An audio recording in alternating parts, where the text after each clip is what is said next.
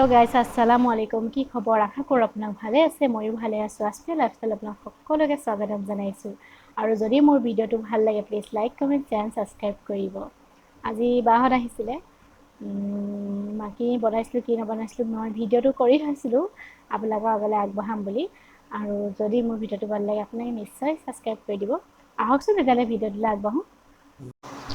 মই এখন সৰু কেৰাহী পাতি লৈছোঁ। তাত মই গৰম হোৱাত মই মিঠাতেল দিছোঁ। এয়া মই পিঁয়াজ দিছোঁ।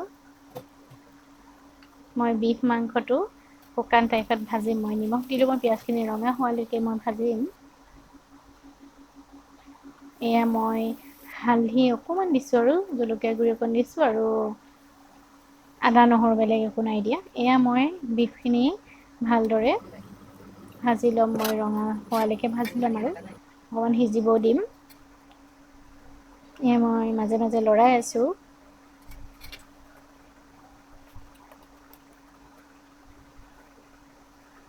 এয়া চাওকচোন প্ৰায় ৰঙা হৈ আহিছে আৰু শুকান টাইপত মই বনাইছোঁ। তিতা কেৰেলা মই মাংস দি কেনেদৰে বনাওঁ, বিফ মাংস দি, বেলেগ মাংস দিও বনাব পাৰি। চিকেনো দিব পাৰে আপুনি, বিলাহী চিলাহী ভাজি মেলিও দিব পাৰে। এয়া মই তিতা কেৰেলাখিনি এটা হুইচেল মৰিব দিয়া নাই আৰু হুইচেল মাৰো অৱস্থা মই অফ কৰি দিছোঁ। পানী অকণ দি বইল কৰি দিছিলোঁ।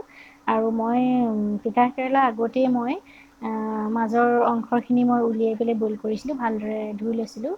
তিতা ভাৱটো নালাগে। এয়া মই মাংস ভৰাই দিছোঁ চাওকচোন। এয়া যিমানটো সোমাই মই সিমানটো মাংস ভৰাই দিছিলোঁ। তাৰপিছত মই এইটো বস্তুটো ওলাই নাহিবৰ কাৰণে মই এয়া ভৰাই দিছোঁ। আপোনালোকে সূতা দি মেৰাই ল'ব পাৰে। বহুত টেষ্টি হয় খাবলৈ। সেয়া মই তেনেদৰে গোটেইকেইটা ভৰাই ল'ম। তিতাকেৰেলাটো চবেই নাখায়, ময়ে নাখাওঁ একচুৱেলি, কিন্তু এনেকৈ বনালে মই খাওঁ। এই বস্তুটো ওলাই নাহিবৰ কাৰণে মই এনেকৈ দিছোঁ, সূতা দি মেৰিয়াই লোৱা নাই। তাৰপিছত মই কেৰাহী এখনত তেল দিলোঁ। তেলখিনি গৰম হ'ব দিছোঁ। এয়া মই তিতা কেৰেলা তেনেকৈ দি মই ভাজিছোঁ ৰঙা হোৱালৈকে। এয়া চাওকচোন, এনেকৈ খাই চাব, বহুত টেষ্টি হয় খাবলৈ। এয়া মোৰ চাওকচোন ফ্ৰাই কৰা হৈ গ'ল তিতা কেৰেলা। আৰু মই বনাইছিলোঁ কাষ্টাৰ্ডৰ কাৰণে এয়া গৰু গাখীৰ আছিলে আৰু মই আমুল তাজাও দিম।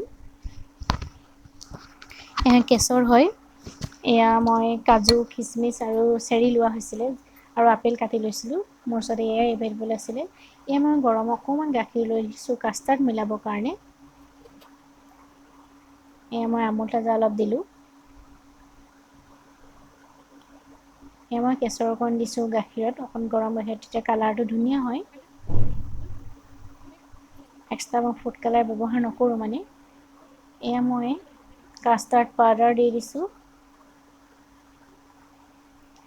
3 চামুচমান মই দি দিছোঁ ভালদৰে। যিমানটো প্ৰয়োজন হয় লৰাই লৈছোঁ। এয়া মই গাখীৰখিনি গৰম কৰি আছোঁ। এয়া মই চেনি দিম। 3-4 চামুচমান মই চেনি দিছোঁ। যিমানটো প্ৰয়োজন অনুসৰি হয় মিঠাটো কম বেছি পৰিমাণে দিব পাৰি। এই মই কাষ্টাৰ্ড অকণ অকণকৈ দি লৰাই আছোঁ। একেলগে দিলে কাষ্টাৰ্ডটো বৰ সুবিধাজনক নহয়। মোৰ মতে মই অলপ অলপকৈ দিয়ে লৰাই মই কাষ্টাৰ্ডটো ধুনীয়া হয়, খাবলৈও টেষ্টি হয়। এয়া মই লাহে লাহে লৰাইছোঁ কাষ্টাৰ্ড অকণ অকণ দি পেলাই।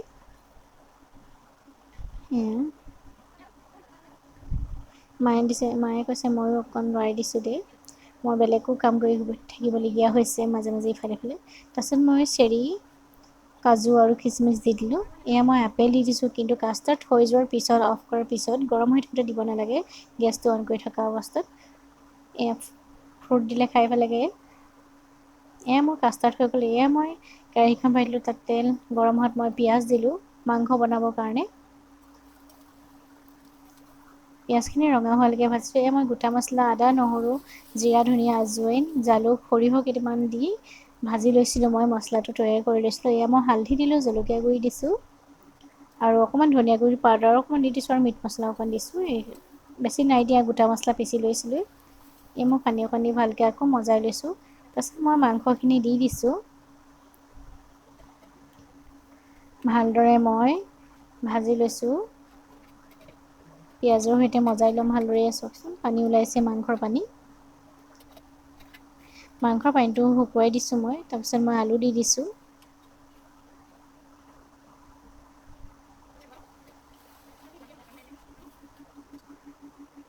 মই মজাৰে তাত পানী দি দিলোঁ। মই পানী শুকালত মই মাজে মাজে লৰাই চাই আছোঁ। এইপিনে মই চব্জি বনাবৰ কাৰণে কেৰাহী পাতি লৈছোঁ। আৰু বহুত পুৰণা কেৰাহী হয় আৰু আগৰ। মই পিঁয়াজ দিলোঁ, নিমখ দিছোঁ, ভালদৰে ৰঙা হোৱালৈকে ভাজি লৈছোঁ। কি বনাইছোঁ আপোনালোকৰ লগত দিছোঁ। নহৰু আদা দিছোঁ।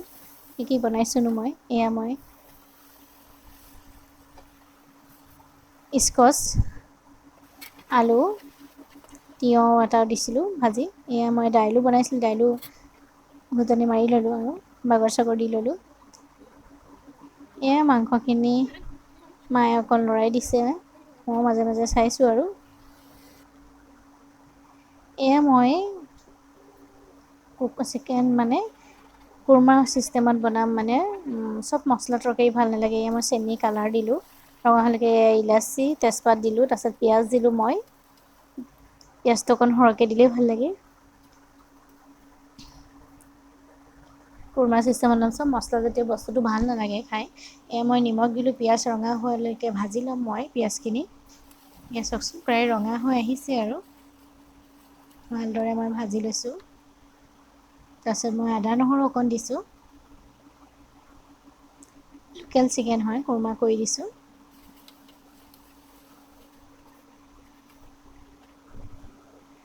প্ৰায় ৰঙা হৈ আহিলে আৰু পিঁয়াজখিনি। তাৰপিছত মই চিকেনখিনি দি দিছোঁ।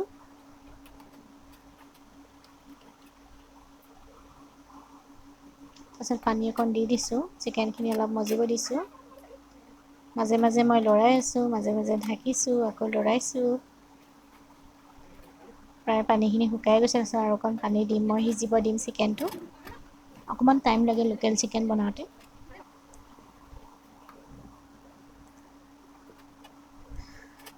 তেনেদৰে মই মাজে মাজে চাইছোঁ। প্ৰায় হৈয়ে গৈছে আৰু মোৰ কুৰমা হৈয়ে গ'ল আৰু অকণমান গ্ৰেভি টাইপত। মোৰ তিতা কেৰেলাৰ মাংসৰ সৈতে কুৰমা চাওকচোন।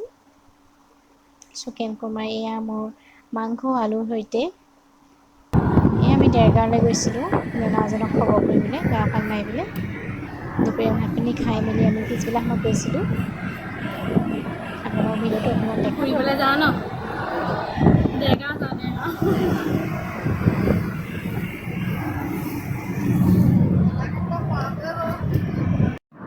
চাই দে আকৌ বোলে। মোৰ ভাগিন আৰু ভতিজী হয়। হেল্ল' গাইছ। হেল্ল' গাইছ। ভিনটি পিছলৈ চাব নোৱাৰে, গাড়ী চলাই আছে।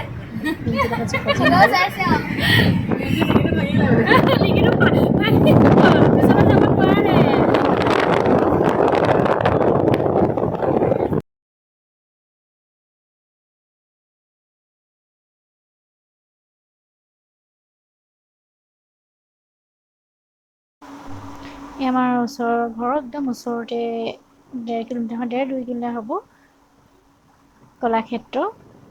আৰু ওচৰতে কাজিৰঙা ইউনিভাৰ্চিটিখন, যোৰহাট কাজিৰঙা ইউনিভাৰ্চিটি আমাৰ ঘৰৰ ওচৰতে। অকণমান দেখাই দিলোঁ আৰু। আজিলৈ আহোঁ, নেক্সট ভিডিঅ' লগ পাম। Bye bye.